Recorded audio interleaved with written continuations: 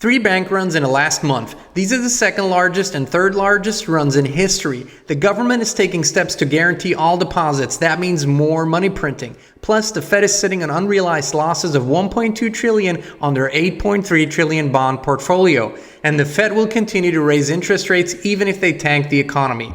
Do you know who is having peace of mind? The ones that are invested in gold with Noble Gold Investments. Gold is the most stable asset outside of any government control. Thousands have approached Noble Gold Investments to get their hands on gold. Hurry and go to noblegoldinvestments.com to secure your wealth now. Bag a free 5-ounce America the Beautiful coin with each gold or silver IRA if you qualify. noblegoldinvestments.com. noblegoldinvestments.com. As calls for banning certain guns, and guns altogether, are becoming louder and louder in the United States, I would like to share a few thoughts and quotes of the founding fathers of the United States of America with you that make it unmistakably clear what they thought of the right of the citizens to be armed. George Washington said, "A free people ought not only to be armed, but disciplined, and that the said Constitution be never construed to authorize Congress to infringe the just liberties of the press or the rights of conscience, or to prevent the people of the United States who are peaceable citizens from keeping their own arms. That no man should scruple or hesitate a moment to use arms in defense of so valuable a blessing, on which all the good and evil of life depends, is clearly my opinion." John Adams said, "A free people ought not only to be armed but disciplined, to which end a uniform and well-digested plan is requisite, and their safety and interest require that they should promote such manufactories as tend to render them independent on others for essential, particularly for military supplies." Thomas Jefferson said, "No free man shall ever be debarred the use of arms. I prefer dangerous freedom over peaceful slavery."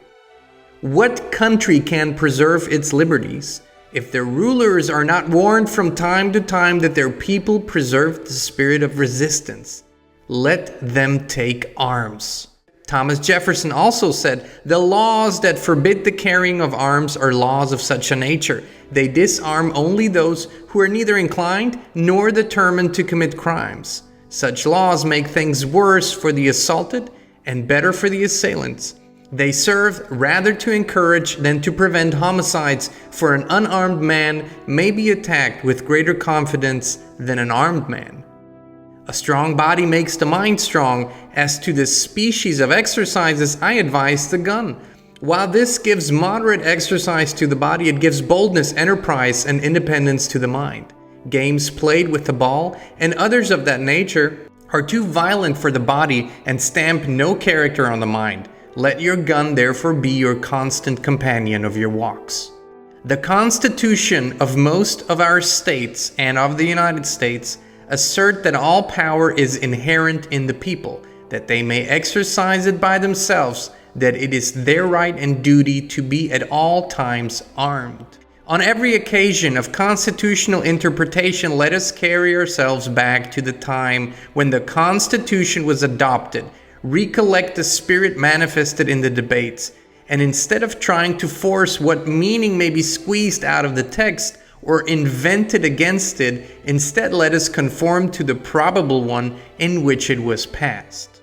Benjamin Franklin said, "They that can give up essential liberty to obtain a little temporary safety deserve neither liberty nor safety." Democracy is 2 wolves and a lamb, voting on what to have for lunch. Liberty is a well-armed lamb contesting the vote.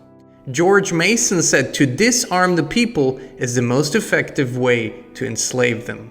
I ask, who are the militia? They consist now of the whole people except a few public officers. Noah Webster said, "Before a standing army can rule, the people must be disarmed, as they are in almost every country in Europe. The supreme power in America cannot enforce unjust laws by the sword, because the whole body of the people are armed and constitute a force superior to any band of regular troops." James Madison said, "Besides the advantage of being armed, which the Americans possess over the people of almost every other nation, the existence of subordinate governments to which the people are attached and by which the militia officers are appointed forms a barrier against the enterprises of ambition, more insurmountable than any which a simple government of any form can admit of." Richard Henry Lee said, "To preserve liberty, it is essential that the whole body of the people always possess arms and be taught alike, especially when young, how to use them." He also said, "No free government was ever founded or ever preserved its liberty without uniting the characters of the citizen and soldier in those destined for the defense of the state. Such area well-regulated militia, composed of the freeholders, citizen, and husbandman, who take up arms to preserve their property as individuals and their rights as free men." Patrick Henry said, "Guard with jealous attention the public liberty. Suspect everyone who approaches that jewel. Unfortunately, nothing will preserve it but downright force. Whenever you give up that force, you are ruined. The great object is that every man be armed. Everyone who is able might have a gun." Are we at last brought to such humiliating and debasing degradation that we cannot be trusted with arms for our defense? Where is the difference between having our arms in possession and under our direction and having them under the management of Congress? If our defense be the real object of having those arms, in whose hands can they be trusted with more propriety or equal safety to us as in our own hands? St. George Tucker said, "This may be considered as the true palladium of liberty. The right of self-defense is the first law of nature. In most governments, it has been the study of rulers to confine this right within the narrowest limits possible. Wherever standing armies are kept up and the right of the people to keep and bear arms is, under any color of pretext whatsoever, prohibited, liberty, if not already annihilated, is on the brink of destruction." Thomas Paine said, "The supposed quietude of a good man allures the ruffian, while on the other hand arms, like law, discourage and keep the invader and the plunderer in awe, and preserve order in the world as well as property. The balance of power is the scale of peace. The same balance would be preserved were all the world destitute of arms, for all would be alike. But since some will not, others dare not lay them aside, and while a single nation refuses to lay them down, it is proper that all should keep them up. Horrid mischief would ensue were one half the world deprived of the use of them, for while avarice and ambition have a place in the heart of man, the weak will become a prey to the strong. The history of every age and nation establishes these truths, and facts need but little arguments when they prove themselves." Samuel Adams said, "And that the said Constitution be never construed to authorize Congress to infringe the just liberty of the press or the rights of conscience, or to prevent the people of the United States, who are peaceable citizens, from keeping their own arms." Joseph Story said, "The right of the citizens to keep and bear arms has justly been considered as the palladium of the liberties of a republic, since it offers a strong moral check against the usurpation and arbitrary power of rulers, and will generally, even if these are successful in the first instance, enable the people to resist and triumph over them." Elbridge Gerry said, "What, sir, is the use of a militia? It is to prevent the establishment of a standing army, the bane of liberty. Whenever governments mean to invade the rights and liberties of the people, they always attempt to destroy the militia in order to raise an army upon their ruins."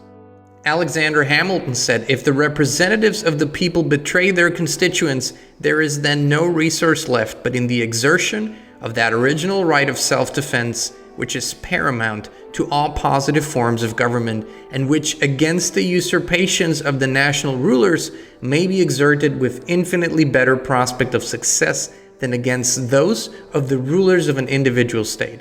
In a single state, if the persons entrusted with supreme power become usurpers, the different parcels, subdivisions, or districts of which it consists have no distinct government in each, can take no regular measures for defense. The citizens must rush tumultuously to arms, without concert, without system, without resource, except in their courage and despair.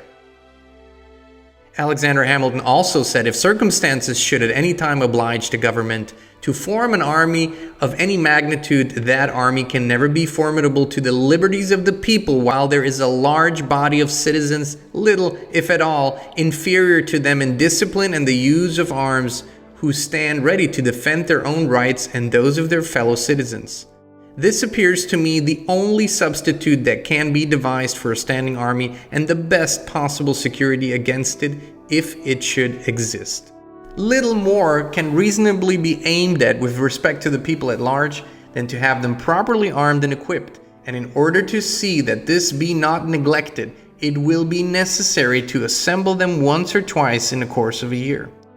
Tench Coxe said, as civil rulers, not having their duty to the people before them, may attempt to tyrannize, and as the military forces which must be occasionally raised to defend our country might pervert their power to the injury of their fellow citizens, the people are confirmed by the article in their right to keep and bear their private arms. The militia of these free commonwealths, entitled and accustomed to their arms, when compared with any possible army, must be tremendous and irresistible. Who are the militia? Are they not ourselves? Is it feared, then, that we shall turn our arms each man against his own bosom? Congress have no power to disarm the militia. Their swords and every other terrible implement of the soldier are the birthright of every American. The unlimited power of the sword is not in the hands of either the federal or state governments, but where I trust in God, it will ever remain in the hands of the people. John Dickinson said, with hearts fortified with these animating reflections, we most solemnly before God and the world declare that exerting the utmost energy of those powers which our beneficent Creator has graciously bestowed upon us, the arms we have compelled by our enemies to assume, we will win in defiance of every hazard, with unabating firmness and perseverance employ for the preservation of our liberties, being with one mind resolved to die free men rather than to live as slaves. And Zachariah Johnson said, the people are not to be disarmed of their weapons, they are left in full possession of them. These are powerful thoughts and quotes by the Founding Fathers. And anyone who dares to really think about what they just heard must understand that these Founding Fathers foresaw various circumstances, because history has showed what happens when governments disarm the people. The truth is that, if you ask me, I envision a world where all arms will be destroyed forever. That would be the perfect world, and ultimately that is a world we are working on and envisioning. But at this moment in time, until a greater power dictates that all arms are destroyed and nobody can do anything against it, and what I mean by a greater power is a divine intervention, everybody must absolutely affirm their right every day to keep and bear arms, to be practiced, and to know how to use them. This is what separates America from the rest of the world. And the truth is, a bad government will always try to disarm the people, while a good government never has to. It is as simple as that. Look around the world. Those who are disarmed stand zero chance. And this is the true merit of the Second Amendment. Nobody wants to ever think that it has to be used to its truest meaning. But God forbid if that day comes, I trust that the Second Amendment will hold up and keep its promise. We're more dedicated than ever to provide authentic, truthful, and uncensored information and inspiration. That's why we created the Inspired community on the free speech platform Locals. There's no censorship, a free flow of information, and it's more personal and intimate. And you can join us as a free member or a paid supporter. Please visit inspired.locals.com and join us today.